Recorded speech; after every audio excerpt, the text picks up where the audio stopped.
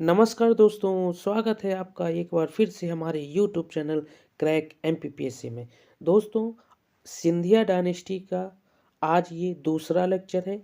इससे पहले प्रथम लेक्चर ऑलरेडी अपलोड हो चुका है। अगर आप उसको नहीं देखे हैं तो प्लेलिस्ट में जाके उसको ज़रूर देख लीजिए।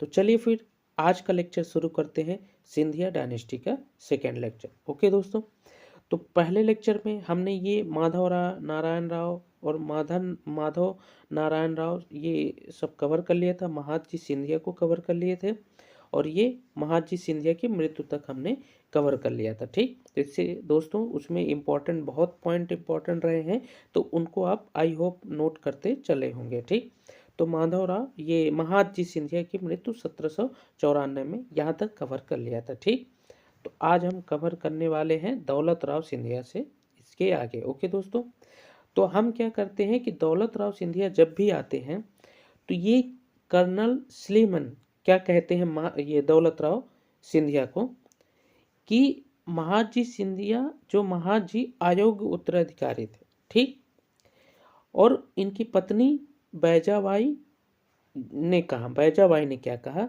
कि वो कायर हैं।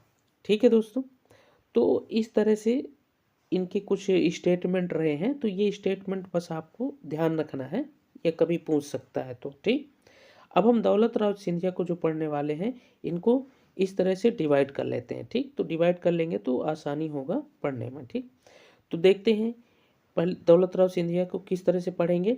ये वर्ल्ड वार पहले पढ़ेंगे विद निजाम 1794 में। ठीक, फिर सेकेंड एंग्लो मराठा वार 1803 से 1805 के बीच। ठीक, थर्ड एंग्लो मराठा वार 1817 से 1818 तक। ओके दोस्तों, और ये कैपिटल क्या करते हैं, उज्जैन से ग्वालियर कैपिटल शिफ्ट करते हैं। ठीक, दरबारी कुछ कवि होते हैं और निर्माण कार्य, तो इस तरह से इनको हम पढ़ने वाले हैं डिवाइड करके। ठीक, तो इससे हमें अच्छे से याद कर पाएंगे। ठीक, तो चलिए फिर शुरू करते हैं, यहाँ से पहले पॉइंट में आ जाते हैं। ठीक, तो सबसे पहले क्या देखते हैं कि ये वर्ल्ड वार विद निजाम 1794 में। ठीक, तो ये क्या करते हैं, वर्ल्ड वार में पेशवा की मदद करते हैं।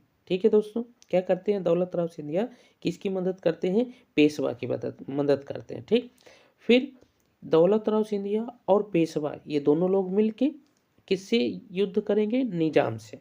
ठीक है दोस्तों, ये किससे युद्ध करेंगे, निजाम से। तो इन दोनों के बीच युद्ध होता है, उस युद्ध का नाम क्या है दोस्तों, बैटल ऑफ कुडरला। क्या नाम है दोस्तों, बैटल ऑफ कुडरला। तो ये इंपॉर्टेंट पॉइंट है, इसको आप ध्यान रखिए। ठीक, तो वर्ल्ड वार जो सेकेंड होता है, वर्ल्ड वार जो होता है, तो ये क्या होता है दोस्तों, दौलत राव सिंधिया पेशवा के बीच होता है और दौलत राव सिंधिया और पेशवा मिलके किसके साथ करते हैं, निजाम के साथ। ठीक, तो और यहाँ पे निजाम क्या होता है दोस्तों, हार जाता है और इसी युद्ध को क्या बोलते हैं, बैटल ऑफ कुडरला। ठीक, चलिए आगे बढ़ते हैं। अब यहाँ पे देखते हैं कि सेकेंड एंग्लो मराठा वार स्टार्ट हो जाता है। कब से कब तक, 1803 से 1805 तक चलता है। ठीक, अब क्या होता है दोस्तों कि इसमें बैजाबाई और बेलेजली का युद्ध होता है। ठीक, बैजाबाई अभी हमने देखा था कितनी पत्नी है दौलत राव सिंधिया की। ठीक, जिसका हम पढ़ रहे हैं अभी। ठीक, तो बैजाबाई और बेलेजली के बीच में क्या होता है दोस्तों, युद्ध होता है। ठीक, तो बैटल ऑफ असाय, इसका नाम क्या है दोस्तों, बैटल ऑफ असाय। तो आपको क्वेश्चन पूछा जाएगा, बैटल ऑफ असाय 1803 का किसके बीच हुआ है, तो बैजाबाई और बेलेजली के बीच। ठीक है दोस्तों, और ये अच्छी बात यहाँ पे क्या है दोस्तों कि बैजाबाई बहुत ही अच्छी योद्धा थी, वो इस युद्ध को जीत जाते हैं। ठीक, अब इधर देखते हैं दौलत राव सिंधिया और ये किसके बीच युद्ध होता है, जनरल लैग के बीच। ठीक, इसको हम क्या बोलते हैं, बैटल ऑफ लंसवाड़ी। क्या है दोस्तों, बैटल ऑफ लंसवाड़ी राजस्थान का। ठीक, और यहाँ पे क्या होता है, यहाँ पे ब्रिटिशर जीत जाते हैं, जनरल लेग जीत जाता है। ठीक, तो अब क्या होता है कि जनरल लेग दौलत राव सिंधिया से ट्रीटी के लिए बोलता है। ठीक, कि ट्रीटी कर लेते हैं। तो फिर क्या है, दौलत राव सिंधिया अपने सेना को भेजते हैं। ठीक, अपनी सेना क्यों, अम्बा किंगले ये ट्रीटी करने आते हैं, मतलब यहाँ की ट्रीटी है, ये नाम है। ठीक, ट्रीटी, और कौन आते हैं, सुरजी अर्जन गांव की संधि बोला जाता है। ठीक है दोस्तों, तो अम्बा किंगले ट्रीटी करने आते हैं और सुरजी अर्जन गांव की संधि बोलते हैं। ठीक है दोस्तों, 1803 में। तो ये ध्यान रखना दोस्तों, अगर आपसे क्वेश्चन पूछेगा कि सुरजी अर्जन गांव की संधि किसके बीच हुई है, तो सुरजी अर्जन गांव की संधि दौलत राव सिंधिया और जनरल लेक के बीच 1803 में हुई। ठीक है दोस्तों, चलिए फिर आगे बढ़ते हैं। अब जो इसका अगला पॉइंट था दोस्तों, थर्ड पॉइंट, तो ये क्या करते हैं, कैपिटल शिफ्ट करते हैं। कहाँ से, उज्जैन से ग्वालियर। उज्जैन से ग्वालियर क्या कर देते हैं, अपनी कैपिटल को शिफ्ट कर लेते हैं 1810 में। ठीक, अब थर्ड एंग्लो मराठा वार स्टार्ट हो जाता है। कब से कब तक, 1817 से 1818 के बीच। ठीक, तो थर्ड एंग्लो मराठा वार स्टार्ट हो जाता है। और ये क्या होता है, बैटल ऑफ ग्वालियर भी होता है 1817 में, ब्रिटिश जीत जाता है। ठीक, ट्रीटी ऑफ ग्वालियर होती है। फिर यहाँ पे भी क्या होता है कि जो ब्रिटिशर्स होते हैं वो ट्रीटी कर लेते हैं। कौन सी, ट्रीटी ऑफ ग्वालियर। तो दोस्तों वो ट्रीटी क्यों करते थे, इसका रीजन था, वो वहाँ का राजा नहीं बनना चाहते थे, वो सिर्फ वहाँ की जो इनकम है, रेवेन्यू सोर्सेस हैं, उन सब पे वो कब्जा करते थे, मिलिट्री पे। ठीक, तो मिलिट्री पे और जो रेवेन्यू पूरा सिस्टम है उसको वो होल्ड करते थे। ठीक, और राजा इंडियन जो किंग थे उन्हीं को ही बना रहने देते थे। ठीक, क्योंकि राजा उनको नहीं बनना था और सिर्फ उनको पैसा कमाना था, तो इसलिए वो ट्रीटी करते थे और सारी जो मिलिट्री पावर है और रेवेन्यू पावर है वो सब वो रख लेते थे। ठीक, तो इसलिए वो अक्सर ट्रीटी कर लेते थे। ठीक, जीतते थे तब भी और हारते थे तब भी। तो इस तरह से यहाँ पे ट्रीटी हो गई, ट्रीटी ऑफ ग्वालियर 1817 में।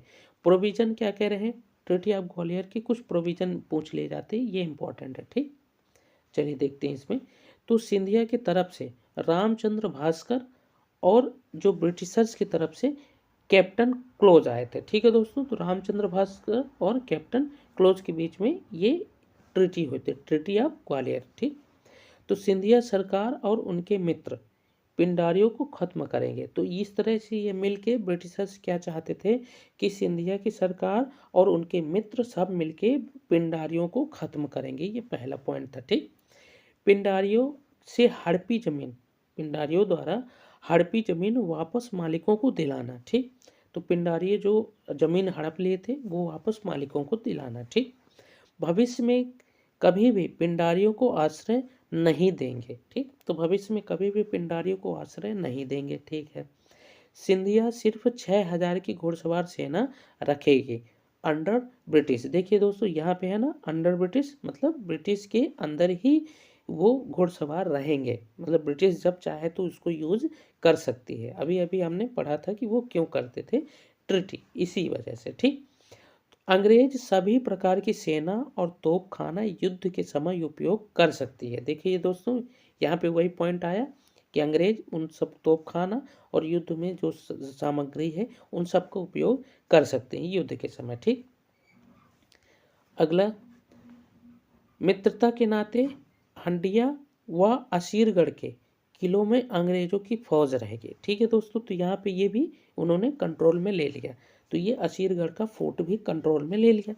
ठीक, तो अब क्या बचा, राजा सिर्फ नाम मात्र का राजा रहा। ठीक, तो ये ऐसे ही करते थे हमेशा। ठीक, अब क्या होता है, दरबारी कवि कौन कौन थे, तो कवि पद्माकर और बुक क्या लिखते हैं, अलीजा प्रकाश। तो ये इंपॉर्टेंट है दोस्तों, यहाँ पे इसको आप मार्क कर लें। ठीक, स्टार मार्क, क्यों, क्योंकि पद्माकर की बुक अलीजा प्रकाश आ जाता है। ठीक है, चलिए आगे देखते हैं।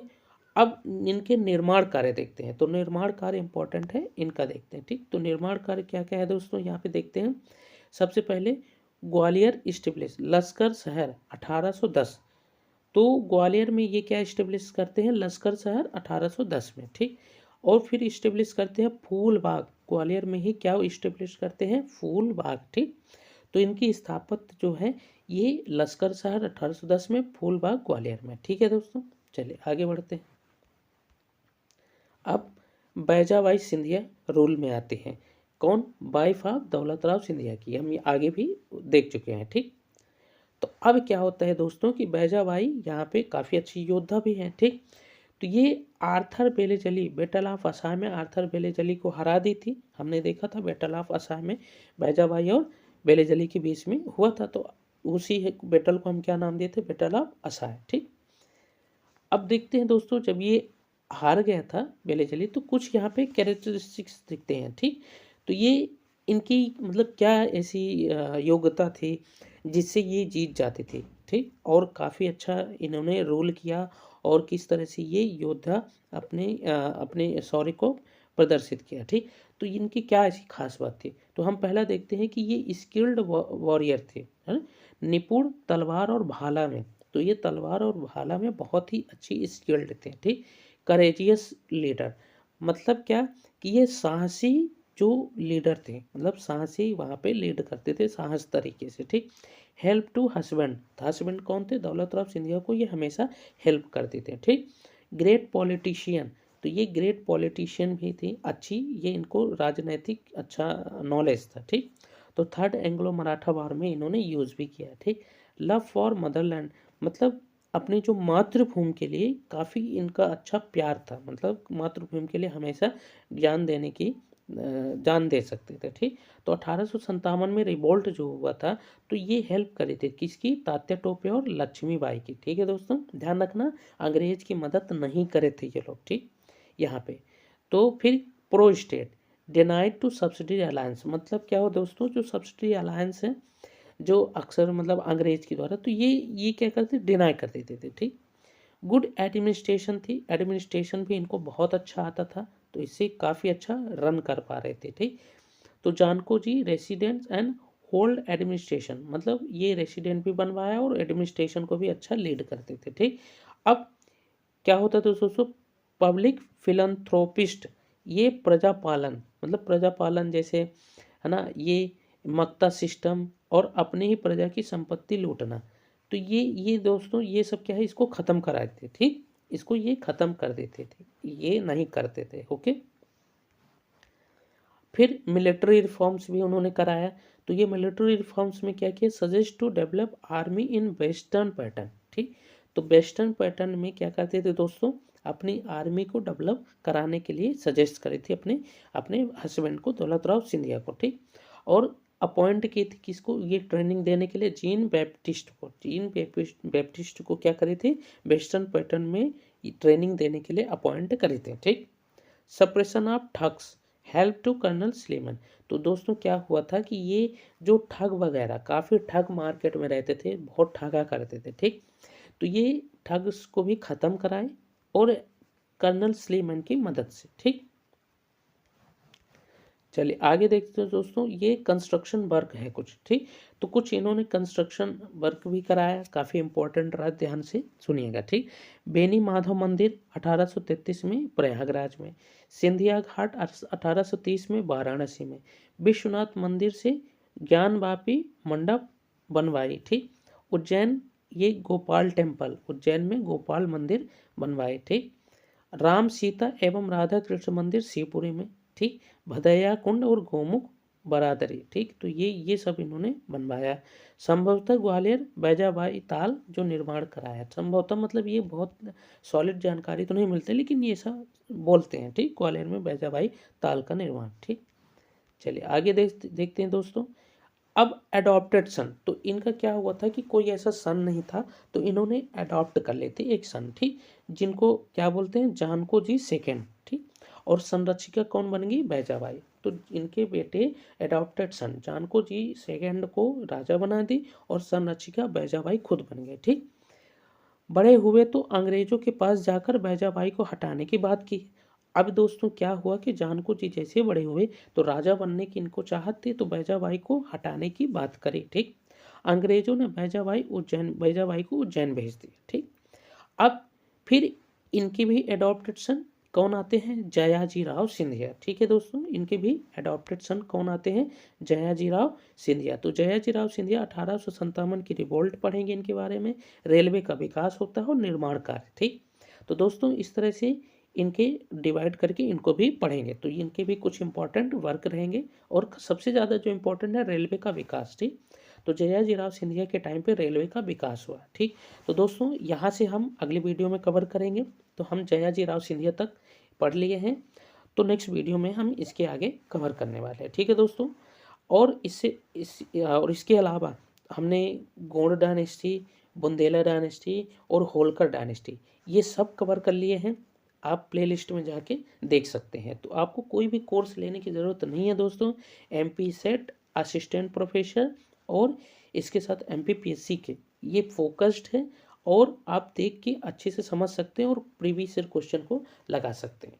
और दोस्तों अगर आपको प्रीलिम्स की भी क्लासेस करनी है तो प्रीलिम्स का ई गवर्नेंस का अपलोड हो चुका है, और भी किस टॉपिक में चाहिए आप बता दीजिएगा तो उसको हम अपलोड कराएंगे। ठीक है दोस्तों, मिलते हैं नेक्स्ट वीडियो में। और दोस्तों अगर वीडियो पसंद आ रहा है तो चैनल को सब्सक्राइब जरूर कर लें और लाइक शेयर जरूर करिएगा।